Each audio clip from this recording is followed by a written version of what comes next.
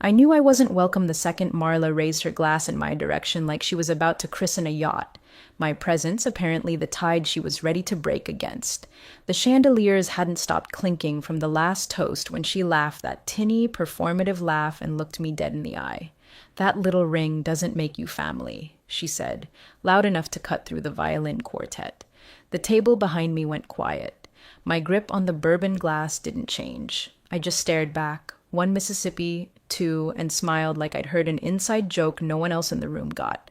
It's strange how humiliation can feel less like fire and more like static, like someone pressing their whole palm against your face and mistaking it for applause.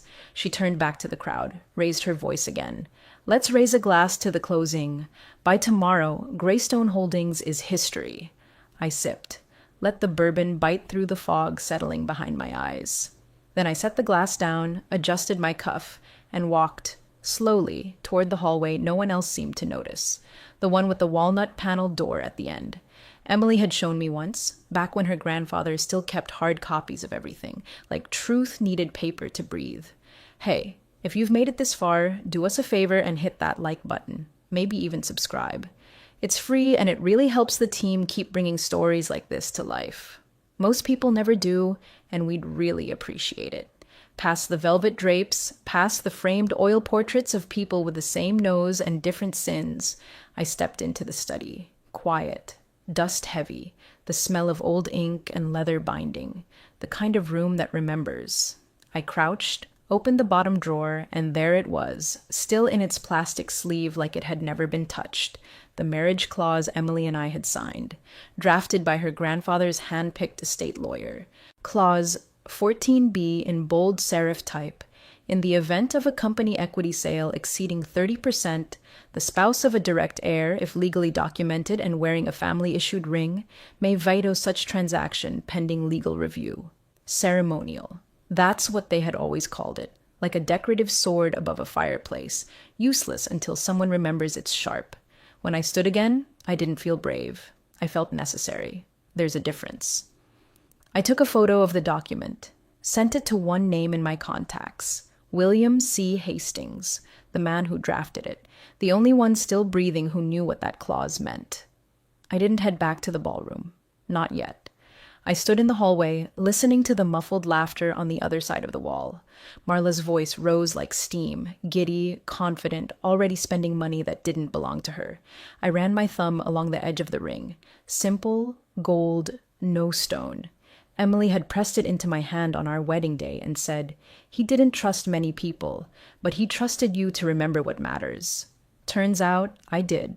She came in like she owned the air in the room, heels clicking with the kind of rhythm that says, "Look at me or else." I was mid-sip when I felt her shadow stretch across the bar. Her perfume hit me before her words did.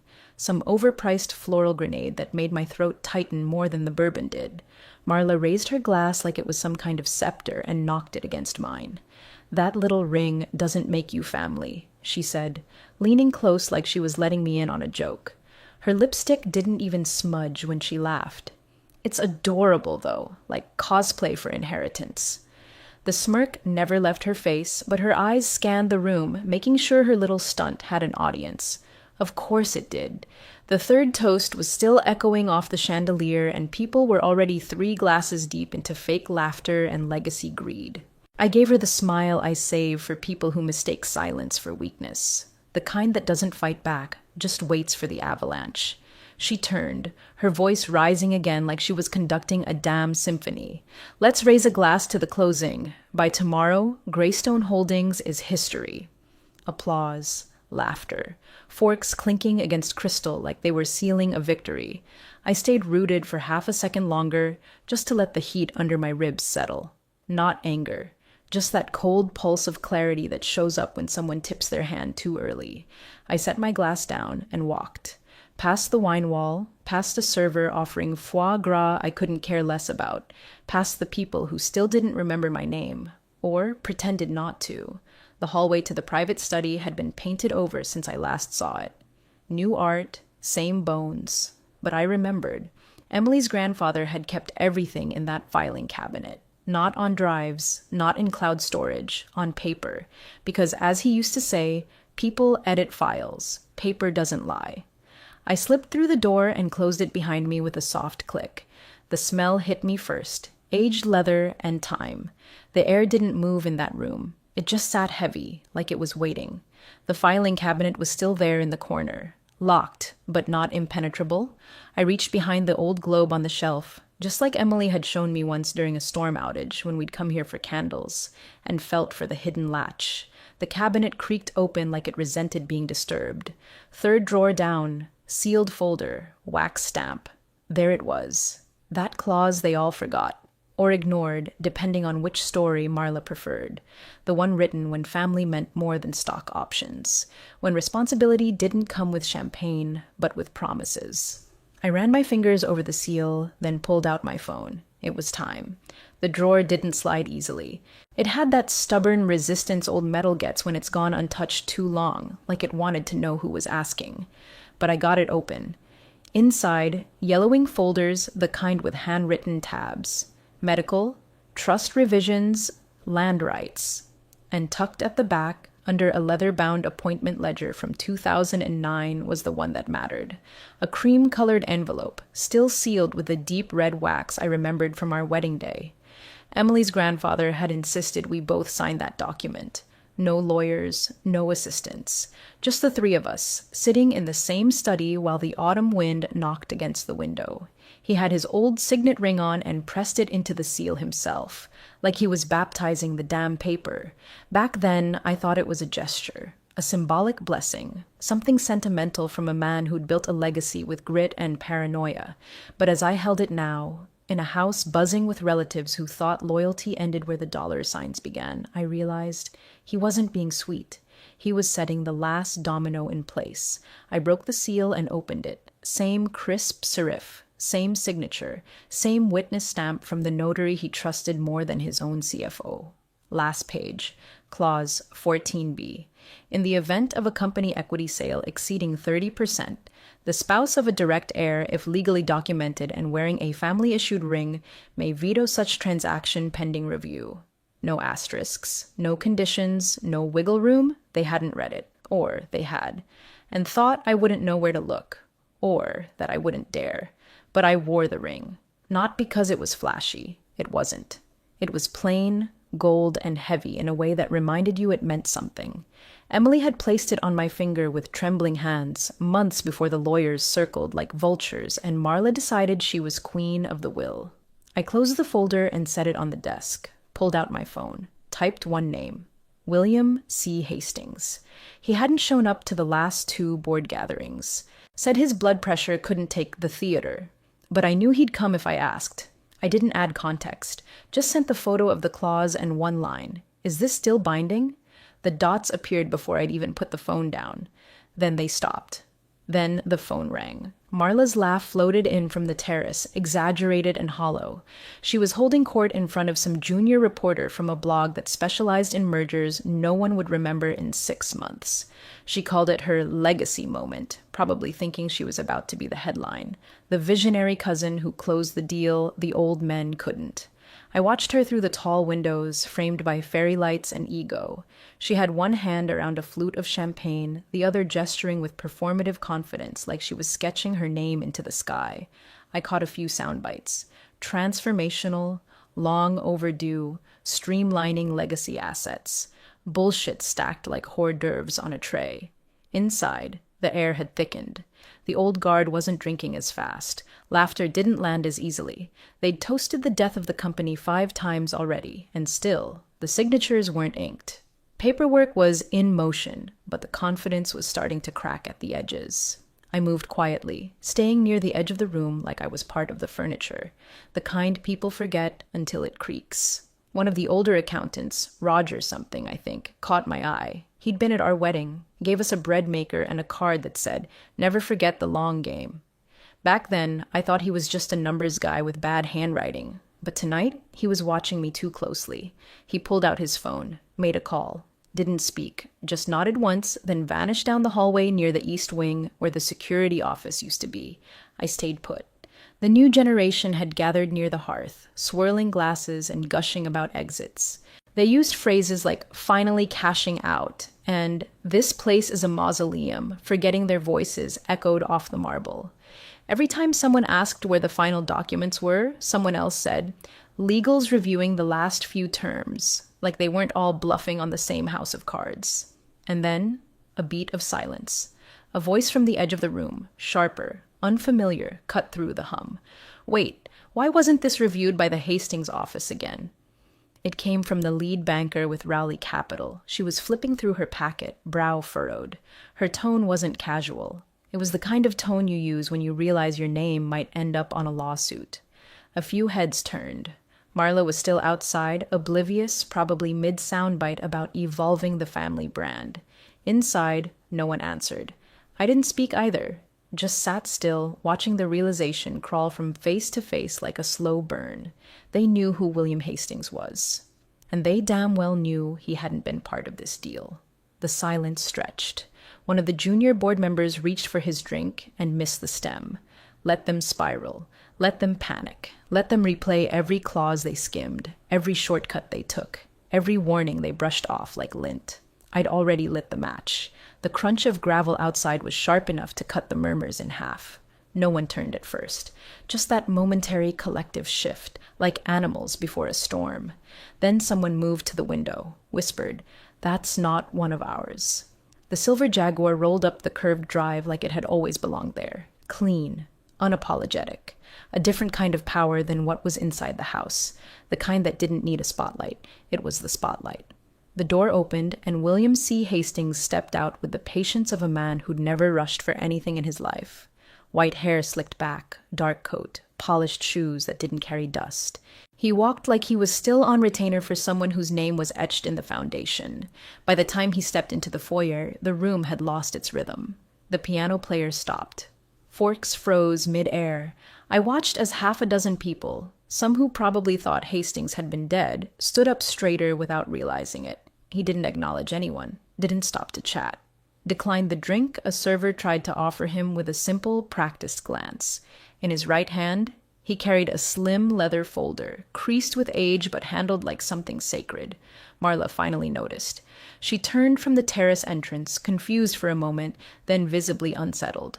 "What's this?" she asked, blinking fast. Her voice pitched just a little higher. She hadn't expected anyone else to enter her stage. William paused at the center of the room, where the hardwood gleamed beneath the chandelier. He adjusted his glasses and looked out over the crowd. Not for validation, but for verification. For one name. "Is the spouse of Ms. Emily Caldwell present?" he asked, not loud, but clear, pronounced, carried like scripture. I moved forward from the wall, not fast, not slow, just deliberate. The way you step when you're not stepping into anything, you've already arrived. Gasps didn't come in a wave. They came in stutters. My ring, plain, gold, legacy-worn, caught the chandelier light like a beacon. Marla's eyes locked on it like it had betrayed her personally. William turned to face me fully. No nod, no warm smile. Just the cold, unwavering clarity of someone who dealt in truths other people had to be paid to recognize. "You," he said evenly, "have final say tonight." The room went still. No one toasted, no one clapped, and for the first time all night, Marla had nothing to say. "I'm exercising Clause 14b, I said, not loudly, not dramatically, just loud enough that the people who mattered would hear it clearly over the buzzing silence. Pending legal review, I do not consent to the sale of Caldwell family shares." The words didn't echo. They detonated. A glass dropped somewhere to my left. Someone gasped like they'd just heard a gun cock. And then, like all polite gatherings inevitably do when the masks crack, the shouting started. First just one voice, board member, maybe CFO, demanding clarity. Then two more. Someone tried to ask Hastings a question, but he didn't even flinch, just kept his eyes on me. Marla's face went chalk white. All the color and confidence that carried her through the toasts and interviews drained like someone had pulled the plug. She stepped forward, voice trembling but still poisoned.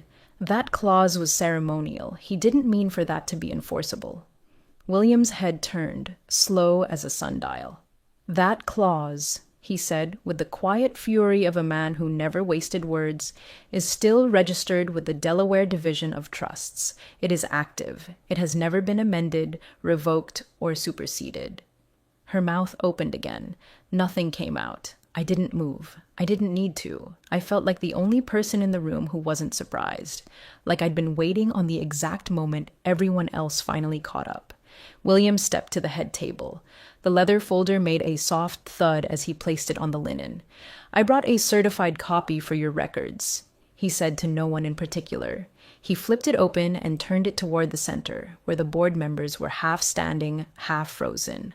A single clause had been highlighted in gold ink, not the tacky, shimmering kind, the precise, calligraphic kind that meant someone had taken their time, had planned for this.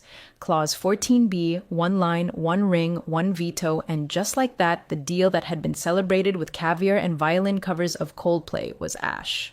No one spoke. No one toasted. The room felt smaller, like it suddenly remembered who built it and who still held the keys. Marla's heels snapped against the marble like gunshots as she stormed out, her exit dragging the CEO behind her like an afterthought. He tried to catch up, whisper something into her ear, maybe damage control, maybe just a plea to keep it together until the car, but she shook him off. Hard. The double doors flung open so violently they rattled in their hinges. Inside, the temperature dropped 10 degrees.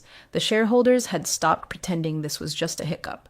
They clustered in tense little knots across the reception room, hunched around phones like field generals trying to redirect a losing war.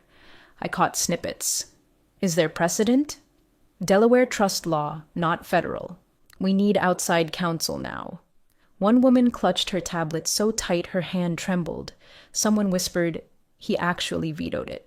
Someone else said, "This can't hold." But they didn't say it to me. They said it like they were begging for reality to shift in their favor. Too late. I stood near the hearth, the fire long burned down to coals, and watched the spin begin. They were already trying to reframe it, internal review, structural pause, family miscommunication. But they knew. You could see it in the way they avoided my eyes. Not fear, not even anger. Just the slow, grudging realization that someone had outmaneuvered them with a rule they thought was a relic. A man I recognized from old photos. White beard, gray suit, the kind of board member who signs papers more out of fatigue than conviction, drifted over, not to shake my hand, not to smile, just to murmur one thing. "Your wife's grandfather always said the family needed a spine again. Guess he found one." Then he walked away. I didn't reply. What was there to say? I wasn't here to prove anything to them. My phone buzzed. It was Emily. "Did you actually use it?" I stared at the screen for a moment, surrounded by the rustling panic of collapsing egos, and typed back just one sentence. "You told me to wear the ring." So I wore the responsibility. I hit send, and for the first time that night, I let myself breathe. Not gloat, not revel, just exist. In the house her grandfather built, in the room full of people who forgot what legacy meant. I didn't need to say another word. The clause had done the speaking for me. By sunrise, the champagne had soured into silence. The Greystone estate lawn looked like the aftermath of a wedding where no one got married. Half-cleared glasses, dropped napkins, floral arrangements already wilting under the weight of last night's heat. A gardener trimmed back the hedges like none of it mattered. But it did. Rowley Capital sent a formal notice just after 8 a.m. All proceedings paused pending internal family review. Clean. Clinical. The kind of language that says you embarrassed us and we don't like surprises. Their legal team copied half the planet, including 2 people I'd never heard of and one I was pretty sure was dead. By noon, the Caldwell board issued a statement of their own. Approval rescinded, process paused, pending a full examination of the family governance structure. It wasn't a retraction. It was a surrender, folded in passive voice. They tried to patch it up with a peace offering, offered me a non-voting seat on the board of directors. Bridge builder, they called it, symbol of stability. I didn't even blink before turning it down. Instead, I sent a memo. Just 3 lines, no letterhead, no signature flourish, just a digital copy of the values Emily's grandfather had once typed on a Remington and handed to me on a cold October night after dinner. Loyalty is not a transaction. Legacy is not a brand. If you forget the difference, you'll lose both. That was it. I sent it to the board chair directly. CC'd no one. They never replied. They didn't need to. Word trickled in later that evening that Marla's prized buyer, some over-leveraged innovation fund with an obsession for rebranding old companies into buzzword graveyards, had quietly backed out. Their legal cited instability in family governance as the risk factor. They'd drafted the press language themselves. All polished shame and deflection. Funny how fast confidence curdles when control changes hands. Marla didn't make another public appearance. No statements, no LinkedIn quotes, no farewell tour, just silence. The kind of silence that follows someone who finally realized they weren't the main character, not in the eyes of the board, and certainly not in the eyes of the man who once built an empire and left the keys, not to his bloodline, but to someone he trusted to understand what it meant. A week passed. The estate returned to its stillness, like nothing had happened, but everyone knew it had. William stood behind a simple podium in a wood-paneled room downtown, with no press fanfare, no luxury backdrop, just a quiet seal of the Caldwell Family Foundation behind him, and 2 microphones pointed at his throat. He looked tired, but sharper than any of them remembered, like a blade recently unsheathed. He opened with no pleasantries. The family's governance clause, he said, was neither forgotten nor revoked. It was honored. There were no questions at first, just the sound of pens scribbling and someone's phone buzzing before they scrambled to silence it. Behind him, on a mounted display, appeared a scanned image of the document in full. Clause 14 below it, in perfect resolution, the inked signatures, one in a slow, steady hand, her grandfather's, the other mine, and beside them a photograph, not posed, not lit, just the ring, gold, worn, clean. By the next day, the archived document had been published on the Family Trust's website, footnoted, time-stamped, accessible. They didn't hide it. They couldn't. At home, I found Emily on the back porch, cross-legged in a sweatshirt 2 sizes too big, holding out a mug of coffee like it was a peace treaty. She didn't say thank you. She didn't need to. I knew he'd trust you more than any of them, she said, her voice soft but certain. That's why he made you sign it. He knew you'd never chase power. You'd only use it if it meant something. I looked down at the ring on my finger. It didn't shine much in the morning light. It never had. Just a thin line of gold, dull at the edges, etched slightly from wear. The kind of object that only means something if you make it mean something. Ceremonial, they called it. Ceremonial like a lock. Ceremonial like a gate. Ceremonial like the last stop between memory and erosion. I brought the mug to my lips, took in the quiet of our home. No champagne, no lawyers, no inheritance vultures circling the chandelier, just us, just peace. Ceremonial or not, legacy doesn't protect itself. Someone has to wear it.